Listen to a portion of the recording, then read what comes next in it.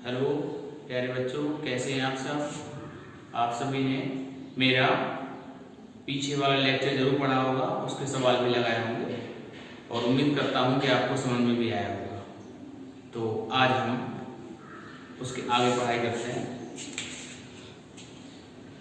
विलयन के प्रकार।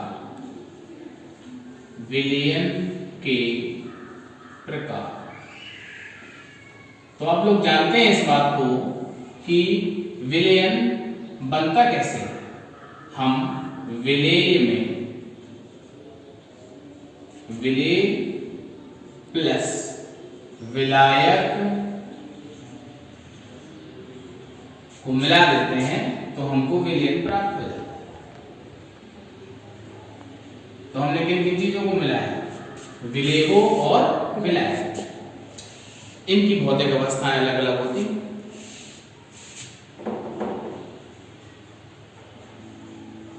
भौतिक अवस्था के आधार पर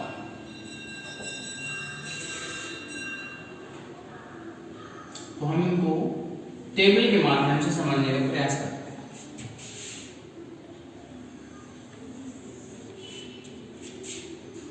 पहले वाले कॉलम में विलेय की भौतिक अवस्था और दूसरे वाले में विलायक की भौतिक अवस्था और तीसरे वाले में विलयन का प्रकार ऑब्लिक भौतिक अवस्था। आप लोगों को मैंने बताया है पिछले लेक्चर में कि जो विलयन की भौतिक अवस्था होती है वह विलायक की भौतिक अवस्था है, बराबर विलायक की भौतिक अवस्था। और एक और कॉलम बना लेते हैं यहां पर आगे, जिसमें उदाहरण हो जाए, क्योंकि उदाहरण के माध्यम से आप लोग इनको बेहतर ढंग से सीख पाएंगे और याद भी रख पाएंगे। तो देखिए, पहला केस आएगा इसमें, विलय हमने लिया ठोस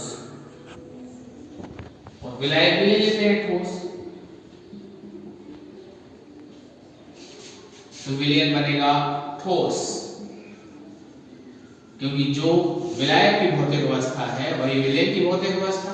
और इसका उदाहरण दे दीजिए, Cu प्लस Zn, इनसे मिलकर बनता है ब्रास यानी कि पीतल।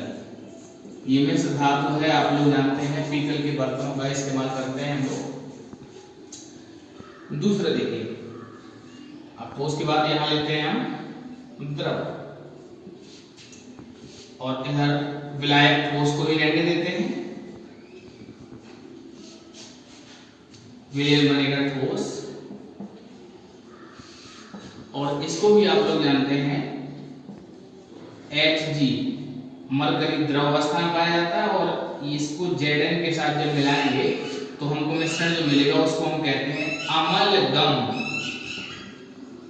तो क्या लगेगा? Zinc mercury amalgam. तीसरा देखिए, यहां इसके बाद हम लेते हैं गैस और विलायक ठोस ही रखते हैं, तो विलयन भी बनेगा ठोस, और इसका उदाहरण हो जाएगा H2 प्लस Pt। मतलब क्या हुआ? Pt में अधिशोषित H2, ये ठोस विलयन का एक उदाहरण है, जिसमें हाइड्रोजन गैस प्लेटिनम के अनपराकाशी स्थान में अधिशोषित हो जाती है। हम यहाँ पर Pt के स्थान पर पैलेडियम भी ले सकते हैं। अगला देखिए, चौथा, यहां फिर से हम लेते हैं विलय की भौतिक अवस्था ठोस। अब विलायक की भौतिक अवस्था बदलकर हम कर देते हैं यहाँ पर द्रव। तो विलयन जो बनेगा वह द्रव अवस्था में ही रहेगा और इसका उदाहरण आप लोग जानते हैं, चीनी प्लस जल यानी H2O, इसको मिला देते हैं तो बन जाता है शरबत। गर्मियों का मौसम चल रहा है, आप लोग शरबत बनाकर पीते होंगे, तो वो इसी प्रकार का उदाहरण है। अगला केस देखिए 5वां। तो उसके बाद हमने लिया यहाँ पर द्रव, ये पहले की तरह द्रव ही रहेगा और अब जो विलयन द्रव अवस्था में ही रहेगा और इसका उदाहरण हो जाएगा C2H5OH यानी कि एथिल अल्कोहल प्लस H2। इन दोनों को मिला देंगे तो हमें द्रव विलयन प्राप्त होगा। अब देखिए 3 केसेस के हो गए, अब 3 और मिलेंगे हमको। छठवां देखिए, फिर से हम लेते हैं ठोस विलायक की भौतिक अवस्था। अब देखिए ठोस ले लिया हमने एक बार, हाँ तो 6वें नंबर में अब देखिए ठोस द्रव ले चुके हैं तो यहां जाएगा गैस और इधर द्रव। गैस का द्रव में विलयन, तो ये द्रव अवस्था में ही रहेगा और इसका एग्जाम्पल हो जाएगा CO2 प्लस H2O। जितने भी कोल्ड ड्रिंक हम पीते हैं उसमें CO2 गैस ही घुली होती है और आप लोग ये बात अच्छी तरह से जानते होंगे कि वो ठंडे पीने पर ही स्वादिष्ट लगते हैं। यदि उनको हम सामान्य ताप पर पिए तो उसमें घुली हुई CO2 गैस बाहर निकल जाएगी, तो फिर वो टेस्ट उसमें नहीं रह जाएगा। जानते होंगे आप लोग इस बात को। अब देखिए 3 कैटेगरी इसकी हो गई। इसके बाद 7वें नंबर पर फिर से हम विलय लेते हैं, ठोस विलायक, अब गैस और विलयन हमको प्राप्त हो जाएगा गैस। इसका उदाहरण देखिए, आप लोगों ने अपने घर में कपूर जलाया होगा तो वायु के साथ जलता है तो उसमें कपूर और नाइट्रोजन का मिश्रण बन जाता है। तो कपूर प्लस N2 का मिश्रण, ये इस प्रकार के विलयन का उदाहरण हो जाएगा। अब 8वें नंबर पर देखें, यहाँ ठोस के बाद फिर लेते हैं हम द्रव, इधर गैस, विलयन प्राप्त होगा हमको गैस और इसका एग्जाम्पल बनेगा आपका H2O प्लस वायु, जो कि आर्द्रता ह्यूमिडिटी के रूप में हमको प्राप्त होता है। बरसात के मौसम में हम देखते हैं कि नमी जो है वायु में उपस्थित रहती है तो हमको बरसात के दिनों में ज्यादा चिपचिपाहट महसूस होती है।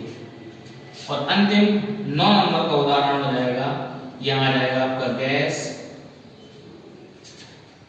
विलायक भी गैस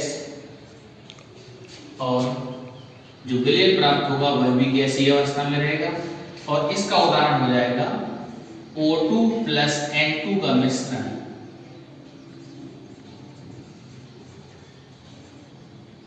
यह वायु में और भी गैसें उपस्थित हो सकती हैं। तो इस प्रकार आपने भौतिक अवस्थाओं के आधार पर विलयनों के प्रकार पढ़े।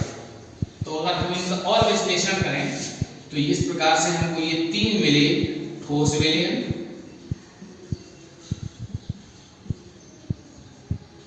और ये 3 मिल गए द्रव विलयन, और ये 3 मिले गैसीय विलयन।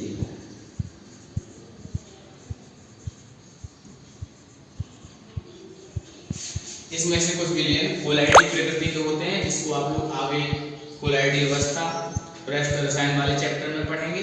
यहाँ पर इस चैप्टर में हमें केवल द्रव विलयन का अध्ययन करना है, ये आप लोगों के लिए महत्वपूर्ण है।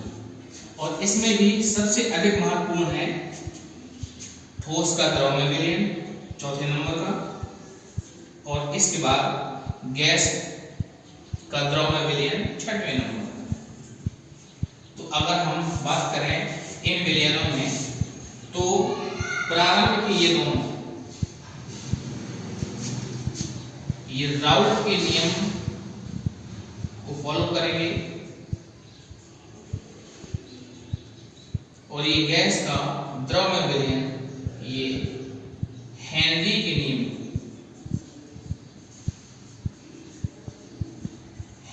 नियम को फॉलो करेगा।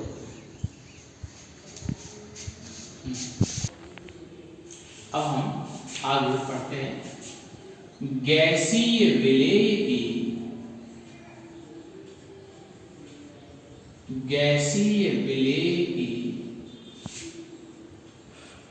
द्रव विलायक में घुलनशीलता।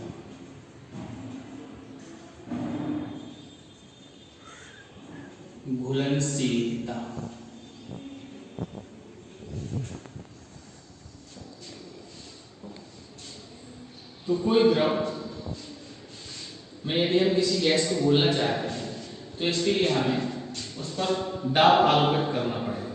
एक डायग्राम के माध्यम से समझने का प्रयास करते हैं। ये द्रव है,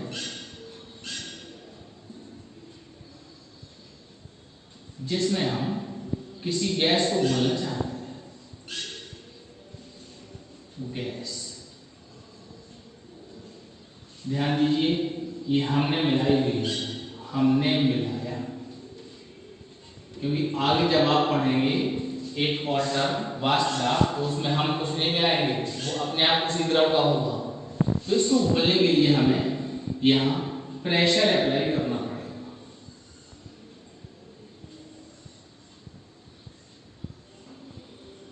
दाब, तो दाब डालने पर गैस द्रव में घुल जाएगी।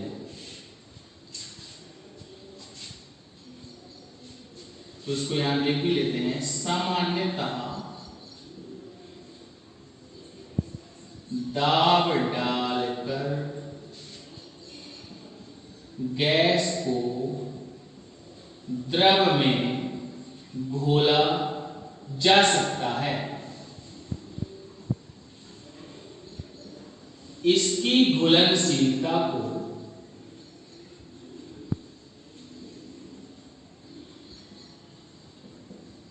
प्रभावित करने वाले कारक निम्न।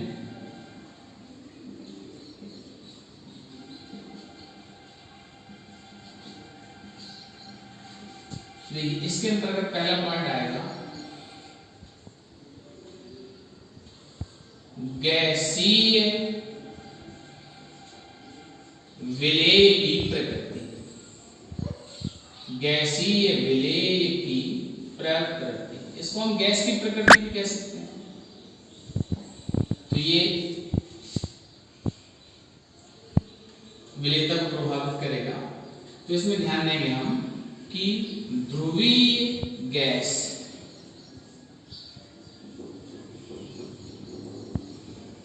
ध्रुवीय विलायक में विलेय होती है। अब इसको एक उदाहरण के माध्यम से समझते हैं। एग्जाम्पल HCl H2O में विलेय,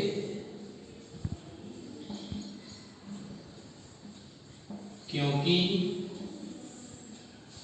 यह H2O के साथ हाइड्रोजन बॉन्ड H बॉन्ड बना लेती है,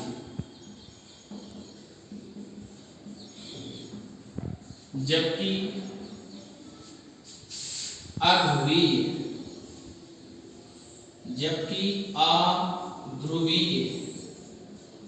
O2 N2 आदि H2O में अगले। देखिए HCl को जब जल में घोलेंगे तो हाइड्रोजन बॉन्ड बन जाएगा। कैसे बनेगा आप लोग जानते हैं, 11th में पढ़ा हुआ HCl और ये H2O। तो इसमें Cl पर नेगेटिव होगा, H2O में H पर प्लस होगा, यहाँ नेगेटिव और ये फिर पॉजिटिव। तो ये जो बॉन्ड बनेगा इसको हम H बॉन्ड कहेंगे, हाइड्रोजन बंद कहेंगे।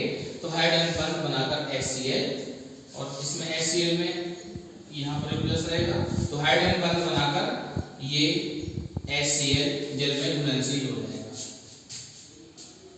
दूसरा पॉइंट बनेगा इसमें ताप। तो थोड़ा सा यहाँ देखिए, फिर से डायग्राम में वापस आते हैं।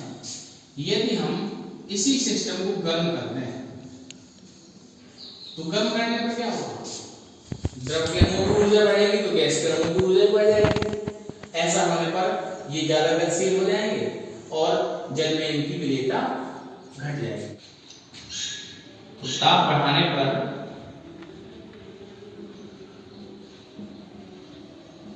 गैस की द्रव में विलेयता, विलेयता को हम घुलनशीलता कहते हैं, घटती। क्योंकि इसको हम ऊष्मागत की दृष्टिकोण से भी समझ सकते हैं। जब हम किसी गैस को द्रव में घोलकर विलयन बनाएंगे तो इस क्रिया में ऊष्मा निकलती है, तो कह सकते हैं ये ऊष्माक्षेपी क्रिया हो जाएगी। ऊष्माक्षेपी क्रिया।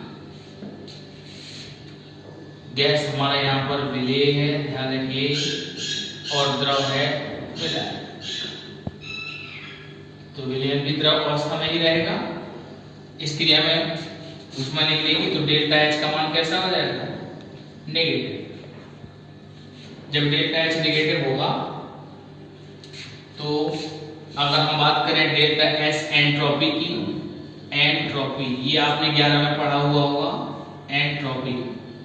तो देखिए जब गैस ये घुलेगी, गैस घुलेगी तो गैस के अणुओं की गतिशीलता घट जाएगी, इससे एंट्रोपी भी कम हो जाएगी, यानी नेगेटिव होगी, एंट्रोपी नेगेटिव होगी। अब गिब्स हेल्महोल्ट्ज समीकरण आपने वहां पढ़ा होगा, डेल्टा जी बराबर delta H minus T delta H. अब इन दोनों की जब वैल्यू हम रखेंगे तो मिलेगा हमको डेल्टा एच तो हो जाएगा नेगेटिव, और नेगेटिव नेगेटिव का गुणा करेंगे तो ये टर्म हो जाएगा पॉजिटिव, टी डेल्टा एस। तथा स्वतः प्रवर्तित, स्वतः प्रवर्तित यानी स्पॉन्टेनियस प्रक्रम के लिए डेल्टा जी नेगेटिव होना चाहिए, ये कंडीशन होती है। तो ये नेगेटिव कब होगा, ध्यान दीजिएगा यहाँ पर इक्वेशन, डेल्टा एच का मान नेगेटिव है और ये टर्म पॉजिटिव है, तो ये पॉजिटिव वाला टर्म हमेशा नेगेटिव से कम होना चाहिए ना, तभी तो ये डेल्टा जी माइनस में आएगा। और इसके लिए t की वैल्यू कम होनी चाहिए। जब t का मान कम होगा तो ये t इंटू डेल्टा एच की वैल्यू कम रहेगी, किससे, डेल्टा एच से। तो दोनों को जब हल करेंगे तो ये वैल्यू हमको नेगेटिव प्राप्त हो जाएगी। इससे यहाँ पर भी हमको कंफर्म हो जाता है कि यह डेल्टा t कम होने पर ही प्राप्त होगा। तो आप ये समझ पा रहे होंगे कि जब कोई गैस द्रव में घुलती है तो उस कंडीशन में तीनों चीजें, तीनों फलन delta H negative, delta S negative और डेल्टा जी नेगेटिव रहने के लिए t की वैल्यू कम ही होनी चाहिए। इसके बाद तीसरे पॉइंट में आता है दाब का प्रभाव। तो गैस के लिए पहले मैंने आपको बताया था दाब समानुपाती होता है विलेयता, यानी कि गैस पर हम दाब को बढ़ा देंगे तो विलेयता बढ़ जाएगी। यही आधार होता है हेनरी के नियम का। तो इसके आगे पढ़ते हैं हम हेनरी का नियम।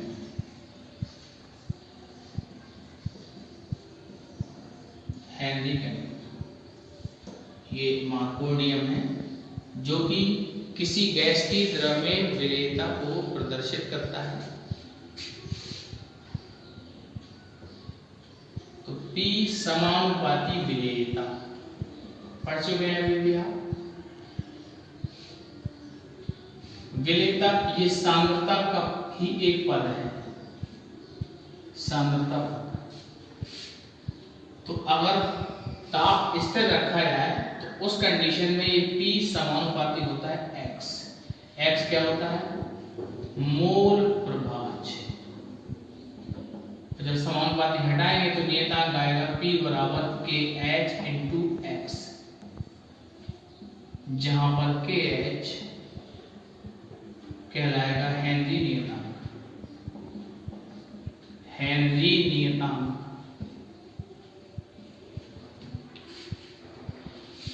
तो हम नियम को लिख सकते हैं इस प्रकार से,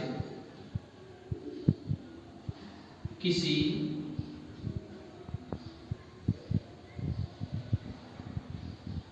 गैस द्वारा द्रव की सतह पर आरोपित यानी कि डाला गया आंशिक दाब P उस द्रव ऑब्लिक यहां हम विलायक भी कर सकते हैं,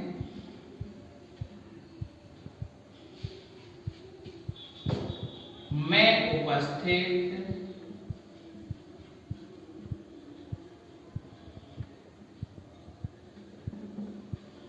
गैस के मोल प्रभाज X के समानुपाती होता है। X के समानुपाती होता है। ये है हेनरी का नियम। इसको हम ग्राफ के रूप में भी व्यक्त कर सकते हैं। तो देखिए क्या होगा इसका ग्राफीय निरूपण।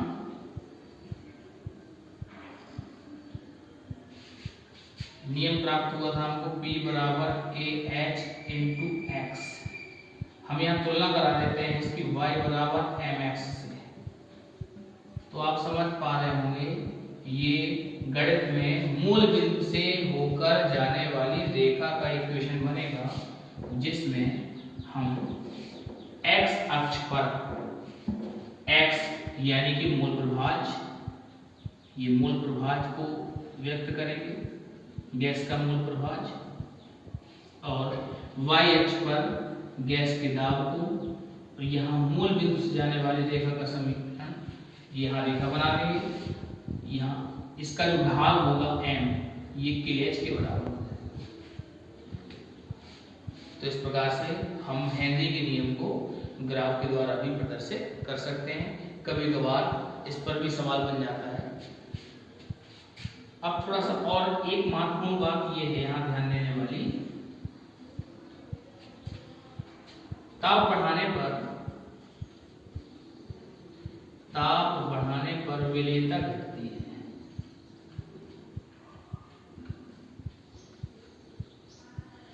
इसका मतलब क्या हुआ? विलेयता का मतलब है यहाँ पर x से, x मोल प्रभाज, क्योंकि सांद्रता को तो किसी भी रूप में व्यक्त कर सकते हैं।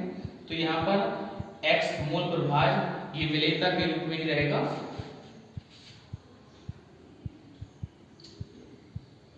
तो x समानुपाती होगा 1/T।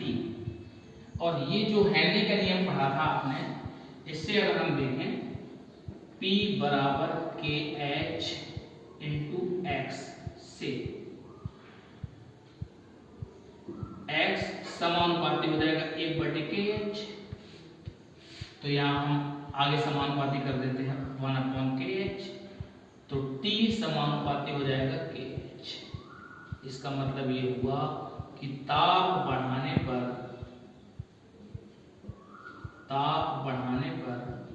हेनरी स्थिरांक का मान बढ़ता है।